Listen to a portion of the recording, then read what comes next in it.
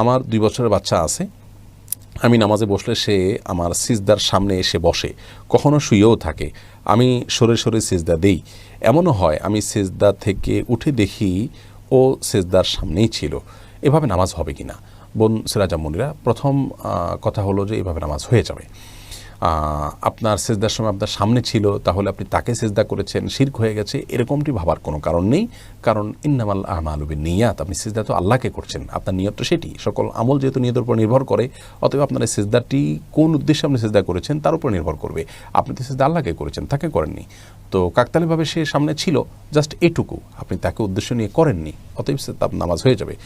আর নামাজের সময় বাচ্চারা ডিস্টার্ব করতে পারে, সেই জায়গা থেকে বাসায় অন্য কোনো লোকজন থাকলে তাদের কাছে বাচ্চাকে রাখা উচিত, যাতে করে তারা বাচ্চাকে ধরে রাখেন এবং বাচ্চা যেন ডিস্টার্ব না করে। কিন্তু এর পরেও বাচ্চারা ডিস্টার্ব করতে পারে।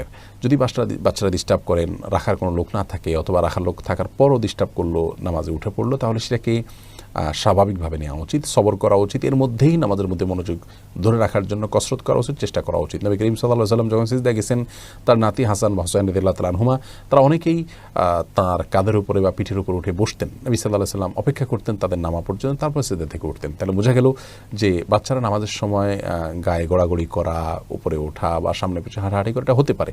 বাচ্চাদের এই বিষয়টিকে সহনশীলতার সাথে দেখা উচিত। যদিও সাধারণ বড় কোনো মানুষ বা কোনো বালক বা প্রাপ্তবয়স্ক লেভেলের কেউ যদি হয়, গ্রহণযোগ্য।